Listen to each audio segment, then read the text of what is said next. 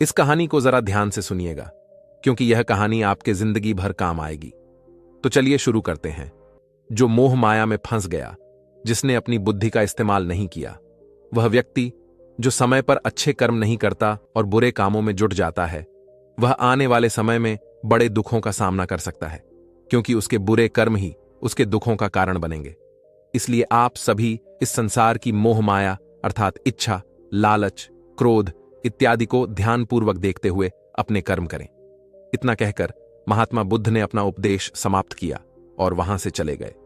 महात्मा बुद्ध जब यह उपदेश दे रहे थे तो वहां पर उस नगर का सबसे धनी व्यक्ति वहीं पर मौजूद था, और उस व्यक्ति पर महात्मा बुद्ध की बातों का बहुत गहरा असर पड़ वह सोचने लगा कि अगर सब मोहमाया है तो फिर व्यर्थ की मेहनत करना बेकार है। फिर फालतू में क्यों अपने समय को नष्ट किया जाए, जब अंत में कुछ भी नहीं बचने वाला। जब यहां पर कोई अपना नहीं होता तो फिर किसके लिए व्यर्थ की मेहनत की जाए। अब उसका मन अब संसारी जीवन में नहीं लगता था, वह संसारी जीवन से हटने लगा। अब उसे अपना सब कुछ किया हुआ व्यर्थ नजर आने लगा था। देखते ही देखते कुछ ही सालों में उसका सारा व्यापार चौपट होने लगा था। उस धनी व्यापारी के परिवार के सभी सदस्य उसे इस तरह से देखकर बहुत चिंतित रहने लगे थे, और जब भी कोई उससे बात करने की कोशिश करता था तो वह धनी व्यापारी एक ही बात कहता, यह धन दौलत तो सब बेकार की चीजें हैं, यह सब तो मोह माया है, सब बेकार है। पला हम रिश्ते निभाकर क्या करेंगे, यह सब तो मोह है। जीवन तो केवल एक ही है और वह है मुक्ति। अब तो केवल उसी की आस है, उसी की प्यास है। मैं इतना समझ चुका हूं कि अब से जो भी होगा वह सब अच्छा होगा। अब से उसने व्यापार पर भी ध्यान देना बिल्कुल बंद कर दिया था, और देखते ही देखते वह धनी व्यापारी उस नगर का सबसे गरीब व्यक्ति बन चुका था। वह पूरी तरह से निधन हो चुका था, उसका सब कुछ बर्बाद हो चुका था। एक दिन जब उसके घर में खाने के लिए कुछ नहीं बचा तो उसने अपने आप से कहा, यह मैंने क्या कर दिया, सब कुछ तो बहुत अच्छा चल रहा था, लेकिन मैंने अपने हाथों ही सब कुछ बर्बाद कर दिया। आज मेरे परिवार का हर एक सदस्य भूखा है, उनके पास खाने के लिए कुछ नहीं, और मैं उनके लिए कुछ नहीं कर पा रहा हूं। वह यह सब सोच ही रहा था कि तभी उसे याद आया कि उसने महात्मा बुद्ध की बातों में आकर अपना जीवन बर्बाद कर लिया। ना तो उसे मुक्ति मिली और ना ही सुकून। अब तो भोजन के लिए भी आज मुझे रोज मरना पड़ता है, हर रोज मुझे मेहनत करनी पड़ती है, तब जाकर मेरे परिवार को 2 वक्त की रोटी मिल पाती है। अपने परिवार की इस तरह से बुरी हालत देखकर उससे रहा नहीं गया। वह बहुत चिंतित रहने लगा था। तब उसके मन में ख्याल आया कि वह अब किससे मदद मांगेगा, आखिर अब उसका साथ कौन देगा। तभी उसे याद आया कि उसे महात्मा बुद्ध के पास ही जाना चाहिए, क्योंकि बुद्ध के कारण आज उसकी यह हालत है। उसके हालात के जिम्मेदार तो वही हैं। मैं तो सीधा सीधा अपने मार्ग पर जा रहा था, लगातार अपने व्यापार में उन्नति कर रहा था, लेकिन जब से मैंने उनकी बातें सुनी तब से मेरा मन विचलित हो गया। उनकी फालतू बातों में आकर मैंने अपना सब कुछ बर्बाद कर दिया। मेरे हालात के जिम्मेदार तो वही है, इसलिए मुझे उनके पास ही जाना होगा। अपने मन में क्रोध लिए 2 दिनों की लंबी यात्रा करके वह महात्मा बुद्ध के पास पहुंचा, और क्रोध में आकर महात्मा बुद्ध से कहता है, हे बुद्ध, आपको कोई ज्ञान नहीं, आपने सत्य की प्राप्ति की है, आप तो केवल भोले भाले लोगों को फंसाना जानते हैं, अपनी चिकनी चुपड़ी बातों में उन्हें बहलाना जानते हैं। आप लोगों के सीधेपन का फायदा उठाकर अपनी प्रसिद्धि और अपनी प्रशंसा करवाते हैं। आप हमें ऐसे सपने दिखाते हैं जो कभी पूरे नहीं होते। मैं भी ऐसा ही एक सीधा साधा व्यक्ति था, और मैं उस नगर का सबसे बदधनी व्यक्ति था। आपसे मिलने से पहले सब कुछ ठीक चल रहा था। मेरे पास धन की कोई कमी नहीं थी, सारे ऐशो आराम थे, सारी सुख सुविधाएं थीं। लेकिन जब से मैंने आपका उपदेश सुना, मैं आपसे इतना प्रभावित हो गया कि मैंने आपकी बातों को ही मानना शुरू कर दिया, और वह सारी चीजें छोड़ दी जो मुझे संसारी जीवन से जोड़ती थीं। अर्थात संसार की सारी मोह माया मैंने त्याग दी, और आज देखिए आपकी वजह से मेरा पूरा परिवार भिखारी बन चुका है। वह छोटी सी कुटिया में रहता है, यहां तक कि रोज के खाने के लिए भी नहीं है। आपकी वजह से मैं पूरी तरह से बर्बाद हो चुका हूं। उस व्यक्ति के इतना कहने के बाद महात्मा बुद्ध शांति से मुस्कुराते हुए उस व्यक्ति से कहते हैं, आखिर तुम्हारे साथ क्या हुआ है और तुमने मेरी बातों का क्या मतलब निकाला।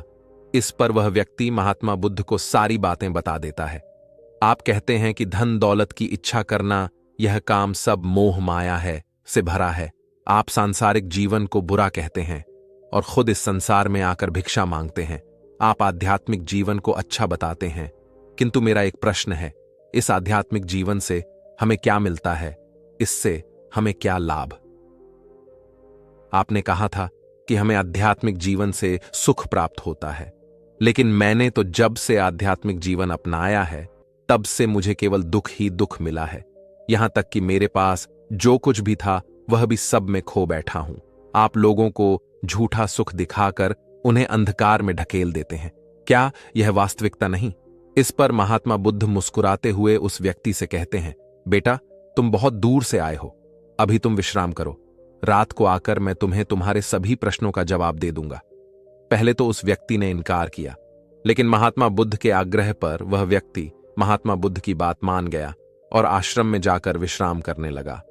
रात्रि के बाद महात्मा बुद्ध उस व्यक्ति के पास आए और कहा, बेटा, मैंने एक व्यक्ति की बात सुना। वह कह रहा था कि एक हाथी हवा में उड़ रहा था। उसने तो यह भी देखा कि एक बड़ी मछली अपने पैरों से जमीन पर चल रही थी और एक कुत्ता समुद्र की गहराइयों में सांस ले रहा था। वह व्यक्ति महात्मा बुद्ध की सारी बातें सुनकर महात्मा बुद्ध से कहता है, फिर तथागत उसके आगे क्या हुआ? आखिर आप चुप क्यों हो गए? तभी महात्मा बुद्ध उस व्यक्ति को समझाते हुए कहते हैं, बेटा, क्या तुम्हें लगता है कि ऐसा वास्तव में हो सकता है?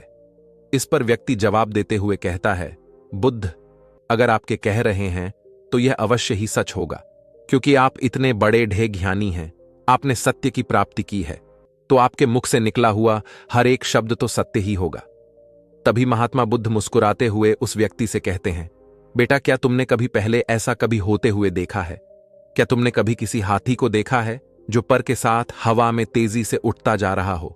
इसके जवाब में वह व्यक्ति कहता है, तथागत, मैंने तो कभी नहीं देखा। तभी महात्मा बुद्ध कहते हैं, तुमने मुझसे प्रश्न क्यों नहीं किया कि आखिर वह हाथी आकाश में कैसे उठ सकता है? इसके जवाब में व्यक्ति कहता है, हे तथागत, आपके मुंह से सुनकर मुझे ऐसा लगा कि मानो बात सत्य हो और आप कह रहे हैं तो यह सत्य ही होगा, इसलिए मैंने आपसे एक भी बार प्रश्न नहीं किया। तभी महात्मा बुद्ध उस व्यक्ति को समझाते हुए कहते थे, कभी किसी की बातों पर मत जाना, बल्कि खुद विचार करो। संयम से सोचो कि उस बात में कितनी सच्चाई है जो व्यक्ति कह रहा है। क्या वह सच है? आखिर वह कहना क्या चाहता है? हो सकता है कि वह कुछ और कहना चाहता हो और तुम उसका अर्थ कुछ और ही निकाल रहे हैं। कम से कम तुम्हें एक बार प्रश्न करके यह समझना तो चाहिए कि आखिर वह कहना क्या चाहता है। अगर तुम मुझसे पूछते कि आखिर वह हाथी हवा में कैसे उड़ सकता है, तो इसका जवाब मैं तुम्हें अवश्य देता। मैं तुम्हें ऐसा बताता कि एक छोटा सा बच्चा अपने खिलौनों के साथ खेल रहा है। वह हाथी को हवा में उड़ा रहा है और कुत्ते को पानी में डूबा रहा, और रही बात मछली की, तो वह उसे जमीन पर चला रही है। क्या ऐसा संभव नहीं हो सकता? इसके जवाब में व्यक्ति कहता है, हां, बिल्कुल ऐसा हो सकता है। महात्मा बुद्ध उस व्यक्ति को कहते हैं, इसी प्रकार मैं कभी किसी को निर्धन या गरीब होने के लिए नहीं कहता। निर्धनता या गरीबी तुम्हारे विकास में बाधक बन जाती है, जिससे तुम और कुछ नहीं सोच पाते, ना कुछ समझ पाते हो। इन भिक्षुओं को देखो, जब इन्हें भोजन की आवश्यकता होती है तो ये भिक्षा मांगने के लिए निकल पड़ते हैं, लेकिन यह भिक्षा कहां से आती है? इसके जवाब में व्यक्ति कहता है, हे तथागत, हर कोई रोज मेहनत करता है ताकि उसके परिवार का पालन पोषण हो सके, और जो वह मेहनत करता है उसके बदले में उसे कुछ पैसे मिलते हैं। उन पैसों से भोजन खरीदता है और वही भोजन वह आपको भी सौंप है और वहीं से भिक्षा आती है। तभी महात्मा बुद्ध उससे एक और प्रश्न करते हैं, बेटा, यह बात तो सत्य है, लेकिन तुम क्या मुझे यह बता सकते हो कि आखिर यह धन कहां से आता है? इसका जवाब देते हुए व्यक्ति कहता है, तथागत, धन तो सभी लोग अर्जित करते हैं, सभी कमाते हैं। तभी महात्मा बुद्ध इस व्यक्ति को समझाते हुए कहते हैं, ठीक इसी प्रकार दुनिया में यदि हर कोई भिक्षा मांगने लग जाए तो आखिर भोजन कहां से आएगा? अनाज कौन उगाए? व्यापार कौन करेगा? और लोगों की रक्षा के लिए धन कहां से इकट्ठा होगा? लोगों की जरूरतें कैसे पूरी होंगी? यह सुनकर व्यक्ति थोड़ा चरज में पड़ गया और महात्मा बुद्ध से कहता है, किंतु हे तथागत, आप ही तो कहते हैं कि मनुष्य की इच्छा, कामना और वासना, लालच और क्रोध, ये सभी मनुष्य के विकार है और हमें इनसे दूर रहना चाहिए, तभी वह आत्मज्ञानी कहलाता है। तभी महात्मा बुद्ध कहते हैं, बेटा, मैं तो अभी भी यही कह रहा हूं कि मनुष्य को इन सब चीजों से दूर रहना चाहिए। इस पर व्यक्ति महात्मा बुद्ध की बात काटते हुए कहता है, पर दुनिया तो इसी पर चल रही है। इसके बिना भला या संसार कैसे चल सकता है? हर किसी को पैसों की जरूरत है। बिना पैसों के बाहर अपने परिवार को नहीं चला सकता।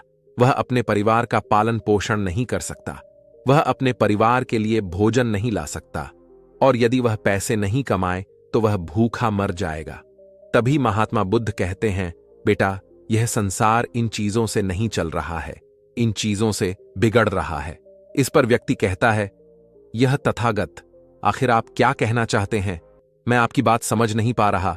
संसार में इच्छा, कामना, वासना और क्रोध ही तो है, और जब हम इनका त्याग कर देते हैं तब हम अध्यात्म के मार्ग की ओर आगे बढ़ते हैं, अर्थात मुक्ति के मार्ग पर, यानी कि हम सन्यासी के मार्ग पर चलते हैं। इस पर महात्मा बुद्ध जवाब देते हुए कहते हैं, बेटा, तुमने जो कुछ कहा वह भी एक बहुत बद्धा सत्य है। इच्छा, कामना, वासना और क्रोध, ऐसे ही बुरी भावनाओं को छड़ देने से हम संसार छोड़कर सन्यासी हो जाते हैं, और इन्हीं सभी चीजों को छोड़कर भी हम संसार में जी सकते हैं, धन कमा सकते हैं, मान, पद, प्रतिष्ठा और सम्मान कमा सकते हैं, क्योंकि हम सब अपना कर्म ही तो कर रहे। एक किसान खेती करता है, पर वह अपनी खेती बिना बुरी भावनाओं के भी कर सकता है। एक व्यापारी व्यापार करता है, और इस व्यापार में चीजों को यहां से वहां पहुंचना होता है, और वह व्यापारी इन चीजों को बिना बुरी भावना के कर सकता है। ठीक उसी प्रकार एक राजा भी अपनी प्रजा की रक्षा करता है, और वह भी अपने कर्म बिना किसी बुरी भावना के कर सकता है। और एक भिक्षु इन सभी लोगों को सही प्रकार और सही कार्य करने के लिए मार्गदर्शन करते हैं, जो उस भिक्षु का क्रम है, जो उसका कार्य है, और जो व्यक्ति जागृत होकर अपने कर्मों का सही पालन करता है। वास्तविकता में वही सन्यासी हैं, वही है, क्योंकि हम जो भी कर्म कर रहे हैं वह हमारा इस संसार में रहने के लिए, जीवित होने के लिए, जीवन जीने के लिए केवल एक माध्यम मात्र ही है। उसे छोड़कर हम कुछ भी नहीं पा सकते, और हमारे सभी कर्म करते हुए हमारा मुख्य उद्देश्य जागृत होना है, खुद को पहचानना है। एक बार यदि हमारे भीतर ज्ञान का उदय हो गया, तब हम चाहे जो भी करें, वह फिर संसारी हो या सन्यासी, सब एक ही होते हैं। इस पर व्यक्ति महात्मा बुद्ध से कहता है, हे बुद्ध, किंतु मैंने तो देखा है कि आप अपने संघ में उन लोगों को भी शामिल कर लेते हैं जो लोग अपने परिवार को छोड़कर आए, अपने माता पिता को, अपने बीवी बच्चों को छोड़कर आए। क्या आप उनसे कभी यह कहते हैं कि जाकर अपनी जिम्मेदारियां पूरी करो और धन कमाओ, और वहीं पर रहकर तुम आत्मज्ञान प्राप्त करो? उस व्यक्ति के प्रश्न का जवाब देते हुए महात्मा बुद्ध कहते हैं, क्या तुम हाथी को हवा में उड़ा सकते हो? इसके जवाब में वह व्यक्ति कहता है, नहीं, मैं नहीं उड़ा सकता। तभी महात्मा बुद्ध कहते हैं, केवल एक बच्चा ही हाथी को हवा में उड़ा सकता है। ठीक उसी प्रकार जिस व्यक्ति को जो बनना है वह तो वह बनकर ही रहेगा। जैसे किसी व्यक्ति को व्यापारी बनना है तो वह व्यापारी बनेगा। ठीक इसी प्रकार यदि किसी व्यक्ति को आत्मज्ञान की प्राप्ति करनी है तो उसे सब कुछ तो त्यागना ही होगा। आगे महात्मा बुद्ध उस व्यक्ति से कहते हैं, बेटा, क्या तुम सब कुछ छोड़कर आत्मज्ञान के मार्ग पर आगे बढ़ते, या फिर तुम्हें यह सोच रहे थे कि इस रास्ते पर चलकर जीवन आसान हो जाएगा, जो होगा सब अच्छा होगा, सब कुछ अपने आप ही मिलने लगेगा, मुझे तो कुछ करने की आवश्यकता ही नहीं पड़ेगी, सारे दुख दर्द सब कुछ समाप्त हो जाएगा और जीवन में चमत्कार होने लगेगा और अंत में मुक्ति भी मिल जाएगी। महात्मा बुद्ध की यह बात सुनकर उस व्यक्ति को अपनी गलती का एहसास हो गया। वह महात्मा बुद्ध के चरणों में गिर पड़ा और कहने लगा, हे तथागत, आप सत्य कहते हैं। मैंने तो कुछ ऐसा ही सोचा था, क्योंकि मेरा व्यापार सही नहीं चल रहा था, तो मुझे लगा कि सब कुछ छोड़कर सब मिल जाएगा, मुझे कुछ करने की आवश्यकता ही नहीं पड़ेगी और मेरे सारे दुख दर्द हमेशा हमेशा के लिए खत्म हो जाएंगे और मैं आत्मज्ञान भी प्राप्त कर पाऊंगा। तभी महात्मा बुद्ध उस व्यक्ति से कहते हैं, बेटा, भिक्षु हो जाना कोई आसान बात नहीं है, इसके लिए सब कुछ त्यागना पड़ता है। एक एक चीज जिसे तुम बहुत प्रेम करते हो, वो सारी चीजें तुमसे एक एक करके दूर हो जाती हैं। तो क्या तुम भिक्षु बनने के लिए तैयार हो? क्या तुम सब कुछ छोड़कर अध्यात्म के मार्ग में आगे बढ़ना चाहते हो? इसके जवाब में व्यक्ति कहता है, हे तथागत, मुझे मेरी गलती का एहसास हो चुका है, मुझे भिक्षु नहीं बनना, मैं तो व्यापारी ही ठीक हूं, मैं तो अपने संसारी जीवन में ही खुश था, परंतु अब भी मेरे मन में एक प्रश्न शेष बचा है। अगर आपकी आज्ञा हो तो वह प्रश्न भी मैं आपसे पूछना चाहूंगा। तभी महाबुद्ध उसे आज्ञा देते हैं। इस पर व्यक्ति कहता है, तथागत, आप ही तो कहते हैं कि धन नहीं कमाना चाहिए। पद, प्रतिष्ठा, अहंकार हमें दुख की ओर ले जाते हैं और संसार में यही तो है, और क्या है। यदि हमें संसारी जीवन जीना है तो हमें यह सब तो करना ही पड़ेगा। तभी महात्मा बुद्ध मुस्कुराते हुए उस व्यक्ति से कहते हैं, क्या तुम्हें भूख लगी है? इस पर व्यक्ति कहता है, हां तथागत, मुझे बहुत भूख लगी है।